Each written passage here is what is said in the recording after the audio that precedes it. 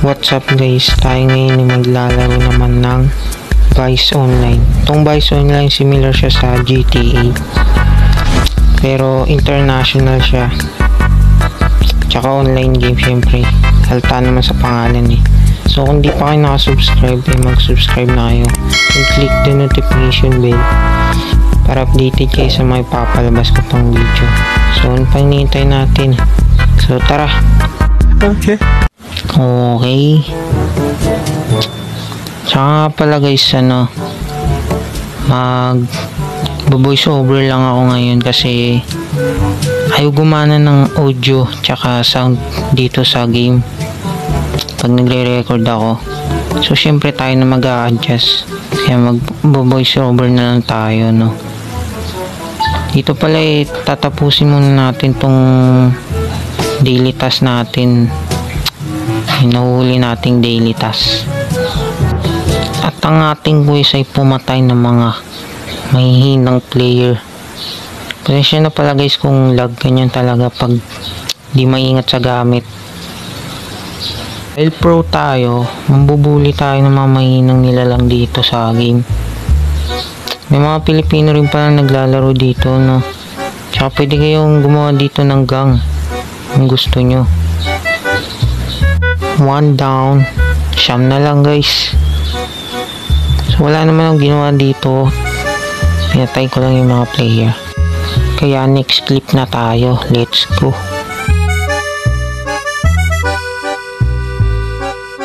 Okay. Habang pumapatay ako dito, may mga nakita akong players na hindi ko maintindihan kung ano mga pinagsasabi, kaya pinatay ko na lang sila. Hindi ko mapatay itong isa kasi naka passive mode. Yung passive mode is parang basta parang safe zone, pwede nyo i-open yan kung ayaw nyong mamatay tulad nyan. At dahil nga lag tayo, ganito ang nangyayari sa atin pag di natin agad napapatay yung player na gusto natin patayin. Yan, tayo na mamatay. Dahil bilang pro, di tayo papayag na ganun na lang yun. Siyempre gaganti tayo. At dahil lag tayo, ilang beses na rin natin sinubukan patayin tong kampas lupang to, wala akong magawa kundi pabayaan na lang siya kasi lag tayo, wala tayong magagawa. At dito ngayon nakakita ako ng animated core. Sinubukan kong habulin para hiramin, pero hindi ko na nahabol kasi mabilis. Kaya dahil di natin mapatay yung mga player dito, ay naganap ulit ako ng mga player na mahina kaysa sa akin kasi pro tayo. At may nakita ako dito isang Pilipino na nag-usap lang kami. Hindi ko siya pinatay kasi syempre bias tayo. At habang nag-uusap kami dito, bigla ulit akong pinatay nung sinusubukan kong patayin kanina.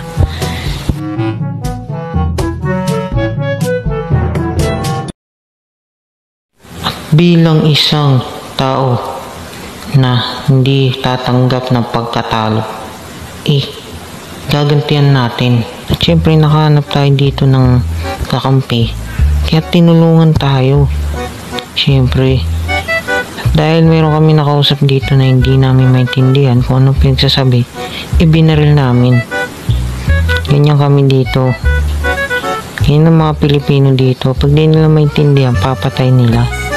At may nakita ako dito mahinang player na pinatay ko syempre kasi mahina lang At dahil ayaw tayo tigilan ng kanina pa akong pinapatay, niratrat namin yung kotse niya. At doon na nga tayo nakaganti kahit di tayo nakapatay. Okay lang yun, at least nakapatay natin. Ay hindi pala. At syempre hindi papayag tong taong to na hindi makaganti, kaya pinagbabaril niya kami dito ng mag-isa. At kahit marami kami, hindi namin siya kinaya. Partida, babae pa yun. Dahil naiasar na tayo, itinadtad ko na lang tong ng bala kahit tamaan yung mga kasama ko. Binalikan ko lang siya ng binalikan dito hanggang sa mapatay ko siya. At dito nga ikinakausap siya ng mga kasama ko. Pero nainis na ako kaya pinatay ko siya. Kaya ayun, nakaganti na tayo. At dito na nagtatapos ang ating. At habang tumatakbo ako pasakay ng kotse, ay bigla ulit kami pinagbabaril. At dahil kontento na ako na napatay ko siya ng isang beses, ay lumipat na ako ng destination o English para maghanap ng susunod na biktima para sa aking quest. Habang pupunta ako sa susunod kong target, may biglang bumaril sa akin. At dahil lag ako, puro dahil pinabayaan ko na lang kasi wala tayong magagawa. Lag tayo At dito nga nakita ko yung kausap ko kanina, yung kasama ko kanina. Naka-passive mode na siya. Kasi kanina pa kami pinapatay ng mga player dito kahit wala namang kaming ginagawa. Ay ako rin pala pumapatay ng player kahit walang ginagawa sa akin. Kaya wala rin pinagkaiba. Dito nga bumili ako ng RPG para mabilis tayong makapatay ng mga players. Pasasabugin na natin yung kotse nila. Dahil wala na ako makita mga mahihinang player, nag-swap tayo ng server. Teka, baliktad, server swap pala. At nakapasok na tayo dito sa bagong server. At naghanap agad ako ng mga player na mabibiktima. At nakakita na nga tayo ng ating biktima, kaya nilabas ko ng aking may wagang eroplano. Ay hindi, aeroplano lang yan. Helicopter pala, aeroplano. At habang lumilipad tayo sa himpapawid, nagka-crash yung game ko. Kaya yan, bumangga tayo sa isang building. Pero syempre, hindi yan sasabog kasi mas matigas pa sa pader yan. At dito nga nakita ko ng aking target. Kaya nilabasan ko na agad yan ng RPG at itinutok at ipinutok. Uy, rhyme.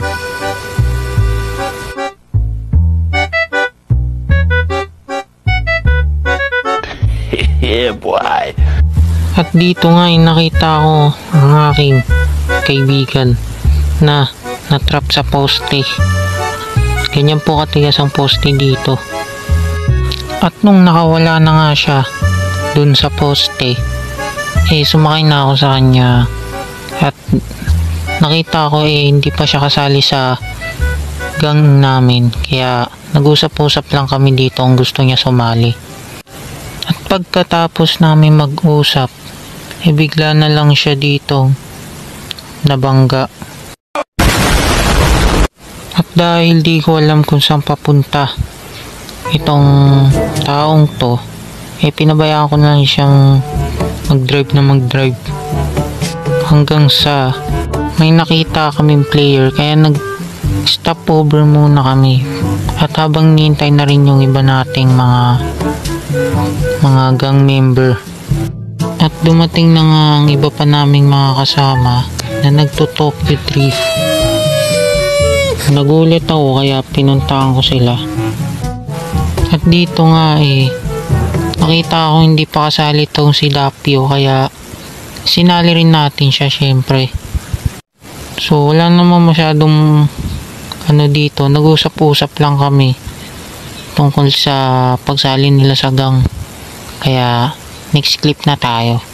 At nung tapos ko na silang isali sa gang namin, ay umalis na kami. At di ko ulit alam kung saan pupunta tong si Dark Shadow. Kaya pinabayaan ko na lang siya mag-drive na nangangagasa. After many years ng paglalakbay ay naisipan namin mag parking muna dito. Naisipan namin huminto muna dito para wala lang, gusto lang namin. At habang tumatambay kami dito, biglang may bumabaril sa aming ibang gang rin na hindi namin alam yung lengguwahe. Kaya pinatay din namin syempre. At dahil lag tayo, no match tayo. Kaya pinabayaan ko na silang bumuli dyan sa taong yan. At dito nga nag-passive mode siya at nagsabing 1v1 daw. At ito na nakipag 1v1 na nga siya dito sa kasama ko. At dahil tinututukan siya ng mga kasama ko ng baril, hindi siya makapag-unpassive mode. Kaya sabi ko sa kanila na ibaba nila yung mga sandata nila. At nakipag 1v1 na nga itong kasama ko. At dahil puro yabang lang kami, natalo siya. At dito nga nakakita tayo ng mga player na nasa kotse. At dahil di pa tapos ang ating quest, nilabas ko na tong RPG ko. At titinutok sa kanila.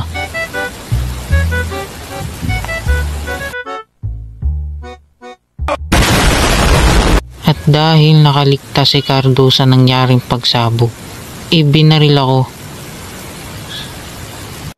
Dahil natakot kami kay Cardo, umalis na kami doon sa pinag-i-stayan namin. At lumipat na ng pwesto.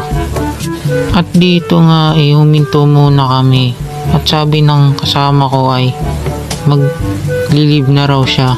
Kaya ang sabi ko naman, sige.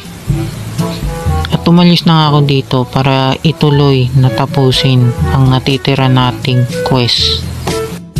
At dito nga tinapos ko na yung quest ko kahit pinapatay ako ng ibang player dahil sa ginagawa ko. Kasi ayoko magpatalo. Kaya papatayin din natin sila syempre. So wala naman akong ginawa, tinapos ko lang talaga yung quest ko dyan. At pagkatapos ng ilang beses na paggigira ay natapos ko na rin ang aking quest. At dahil nagpakahirap tayo sa quest na to, syempre deserve natin ng reward kaya i-claim na natin yan.